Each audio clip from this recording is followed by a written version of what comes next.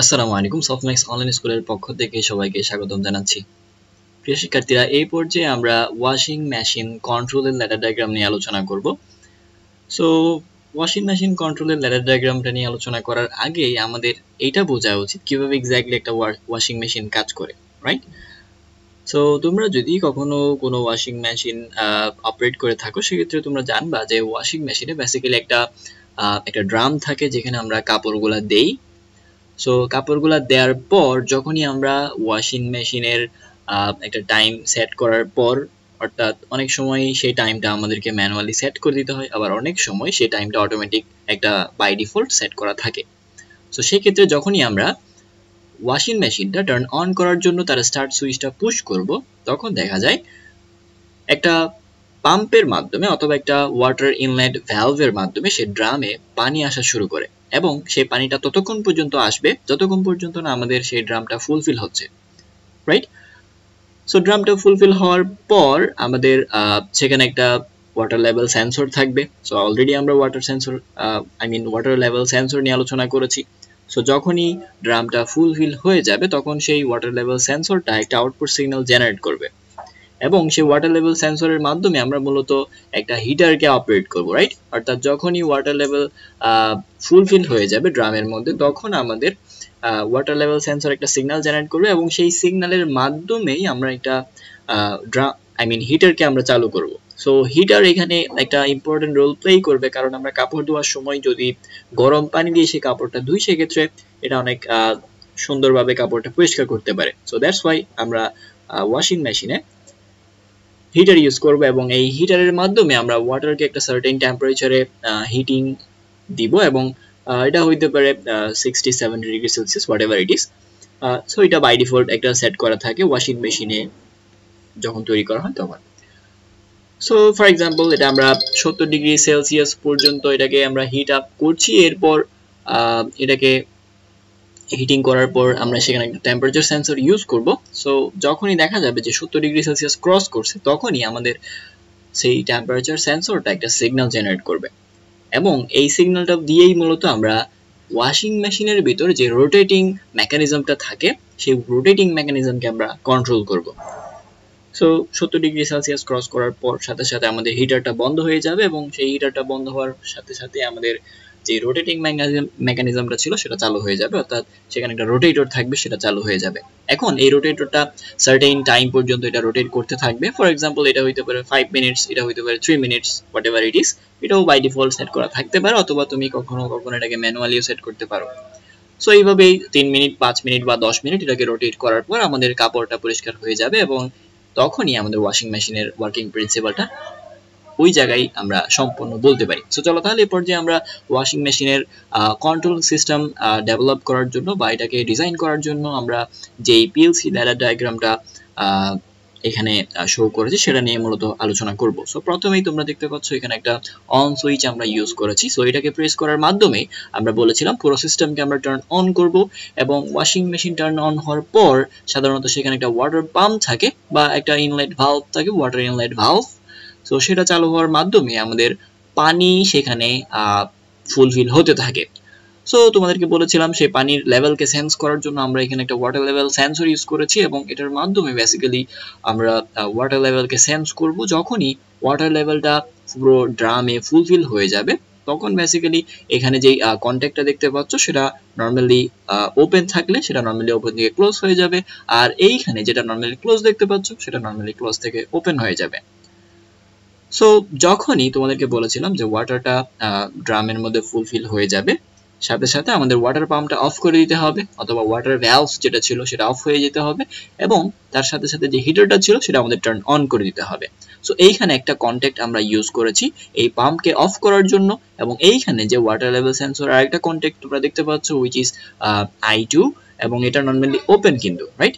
So এটা normally open থেকে close হয়ে যাবে যখনই ওয়াটার লেভেলটা ফুলফিল হয়ে যাবে তখন, এবং এটার মাধ্যমেই তোমরা দেখতে পাচ্ছ এই যে হিটারটা, এই হিটারটা টার্ন অন হয়ে যাবে। ওকে, তো এখন হিটারটা যখনই অন হবে এটা আস্তে আস্তে ওয়াটার টেম্পারেচারকে হিট আপ করতে থাকবে এবং সেই হিটকে সেন্স করার জন্য, হিটের ভ্যালুকে ডিটারমাইন করার জন্য আমরা বেসিক্যালি এখানে টেম্পারেচার সেন্সর ইউজ করেছি এবং এই টেম্পারেচার সেন্সর সেই সার্টেন টেম্পারেচারকে সেন্স করবে এবং আমরা যদি এটাকে 70 ডিগ্রি সেলসিয়াস ধরে নেই সেক্ষেত্রে 70 ডিগ্রি সেলসিয়াস পর্যন্ত সে কোনো ধরনের সিগন্যাল জেনারেট করবে না অথবা সেই জিরো সিগন্যালটা জেনারেট করবে।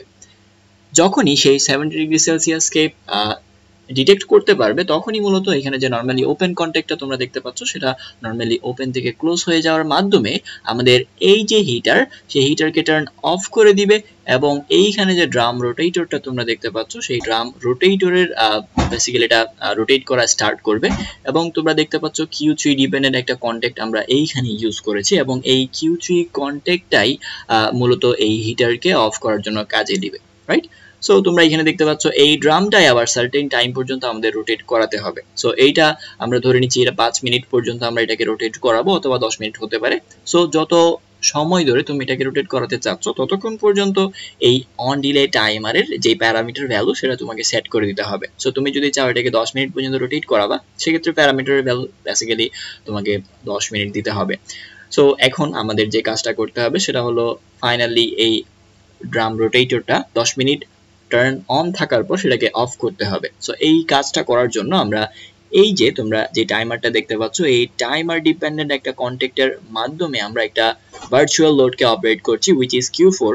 সো এই ভার্চুয়াল লোডটা আমরা বেসিক্যালি এই যে ড্রাম রোটেটরটা রয়েছে এই ড্রাম রোটেটরকে অফ করার জন্য আমরা ইউজ করেছি। সো Q4 এই যে ভার্চুয়াল লোড এই ডিপেন্ডেন্ট একটা কন্ট্যাক্ট আমরা এখানে ইউজ করেছি যেটা নরমালি ক্লোজ তোমরা এখানে দেখতে পাচ্ছ। সো যখনই এই T001 এর ট্রিগারিং টাইমটা শেষ হবে অর্থাৎ ড্রাম রোটেটিং টাইম মনে করো 10 মিনিট যখন শেষ হবে তখন এই T001 একটা আউটপুট সিগন্যাল জেনারেট করবে এবং এই আউটপুট সিগন্যালের উপর ভিত্তি করে আমাদের Q4 কিন্তু চালু হয়ে যাবে এবং এই Q4 এই ভার্চুয়াল লোড যদি চালু হয়ে যায় সেক্ষেত্রে এই Q4 ডিপেন্ডেন্ট যে নরমালি ক্লোজ কন্ট্যাক্টটা এখানে দেখতে পাচ্ছি সেটা চালু হয়ে যাওয়ার মাধ্যমে এটা নরমালি ক্লোজ থেকে এটা নরমালি ওপেন হয়ে যাবে। দ্যাট মিন্স এই ড্রাম রোটেটরটাও অফ হয়ে যাবে। সো এইভাবে বেসিক্যালি আমাদের একটা ওয়াশিং মেশিন কন্ট্রোল সিস্টেম কাজ করে। চলো এই পর্যায়ে আমরা আমাদের লগো পিএলসিতে এই পুরো ল্যাডার ডায়াগ্রামটা আমরা সিমুলেট করে দেখার চেষ্টা করব। সো এই পর্যায়ে তোমরা এইখানে আমাদের লগো পিএলসি ইন্টারফেসে এই ওয়াশিং মেশিন কন্ট্রোল সিস্টেমের যে ল্যাডার ডায়াগ্রাম সেটা দেখতে পাচ্ছ। সো প্রথমে আমি যদি এইখানে অন সুইচ প্রেস করার মাধ্যমে পুরো সিস্টেমকে টার্ন অন করে দেই সেক্ষেত্রে তোমরা দেখতে পাবা যে এইখানে যে ওয়াটার পাম্পটা রয়েছে সেটা কিন্তু চালু হয়ে যাবে, রাইট? সো এই ওয়াটার পাম্পটা চালু হয়ে যাওয়ার পর এটা তুমি যখনই এই ওয়াটার লেভেল সেন্সরে একটা সিগন্যাল দিবা তখন সাথে সাথে দেখা যাবে এই হিটারটা চালু হয়ে যাবে এবং এইখানে যে ওয়াটার পাম্পটা রয়েছে সেই ওয়াটার পাম্পটা অফ হয়ে যাবে। এরপর তুমি যখনই এই হিটারটা সার্টেন টাইম চালু থাকার পর যখনই তুমি আবার এই টেম্পারেচার সেন্সর একটা সিগন্যাল দিবা অথবা এটা আমরা ম্যানুয়ালি পুশ করে এখানে দিব। সো যখন এটাকে আমরা পুশ করব সেক্ষেত্রে দেখা যাবে এই হিটারটা অফ হয়ে গিয়ে আমাদের ড্রাম রোটেটরকে টার্ন অন করে দিবে। সো ড্রাম রোটেটর বেসিক্যালি যেটা বলেছিলাম একটু আগেই সার্টেন টাইম এটাকে আমরা রোটেট করাবো। সো সেই ক্ষেত্রে আমরা এই টাইমটা এইখানে তোমরা দেখতে পাচ্ছ এটাকে আমরা যখনই ডাবল প্রেস করলাম অন ডিলে টাইমারে সেক্ষেত্রে এই যে অন ডিলে এখানে প্যারামিটারের ভ্যালুটা সেট করে দেওয়ার একটা অপশন চলে এসছে।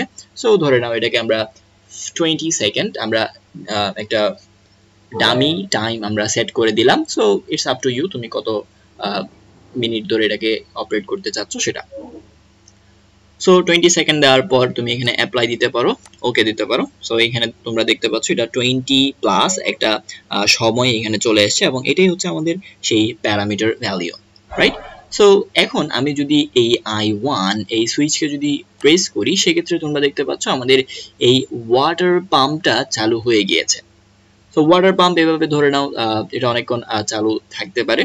সো এটা যদি সার্টেন টাইম পর যখনই আমাদের ওয়াটার লেভেল সেন্সরটা ফুলফিল হয়ে যাবে তখন এই I2 এখানে যেই সেন্সরটা দেখতে পাচ্ছ এইখানে একটা সিগন্যাল আসবে। সো এই সিগন্যালটা আমরা ম্যানুয়ালি দিচ্ছি একটা পুশ বাটন সুইচ পুশ করার মাধ্যমে, অর্থাৎ এইটাকে আমরা পুশ করার মাধ্যমে এটাকে বেসিক্যালি টার্ন অন করে দিচ্ছি, রাইট? সো এখন তোমরা দেখতে পাচ্ছ এই যে ওয়াটার পাম্পটা এটা কিন্তু অফ হয়ে গিয়েছে এবং এই ওয়াটার পাম্পটা অফ হওয়ার সাথে সাথে আমাদের এইখানে যে হিটারটা সেটা কিন্তু টার্ন অন হয়ে গিয়েছে, অর্থাৎ এইখানে যে পাওয়ার রেইল, এই পাওয়ার রেইল থেকে রেড কালারের যে সাইনটা সেটাই মতো নির্দেশ করে আমাদের হিটারটা টার্ন অন হয়ে গিয়েছে, এবং এইখানে যে ব্লু কালারের সাইনটা এটা নির্দেশ করে আমাদের ওয়াটার পাম্পটা টার্ন অফ এখন বর্তমানে রয়েছে।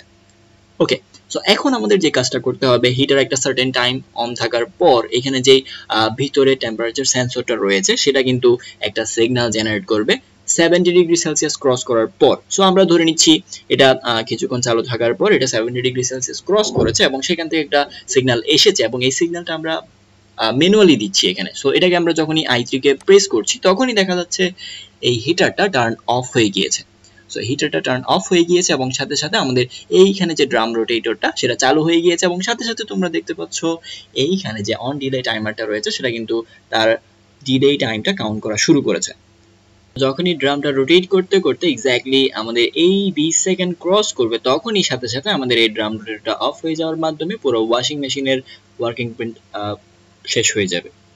এই যে তোমরা দেখতে পাচ্ছ আমাদের এক্স্যাক্টলি 20 সেকেন্ড শেষ হওয়ার পর এই ড্রাম রোটেটরটা অফ হয়ে গিয়েছে এবং পুরো ওয়াশিং মেশিনের সিস্টেমটা টার্ন অফ হয়ে যাওয়ার মাধ্যমে আমাদের এর ওয়ার্কিং প্রিন্সিপালটা সম্পন্ন হলো। সো আশা করছি আজকের ক্লাসের মাধ্যমে তোমরা ওয়াশিং মেশিন কন্ট্রোল সিস্টেম কিভাবে কাজ করে সেটা বুঝতে পেরেছো। ধন্যবাদ সবাইকে।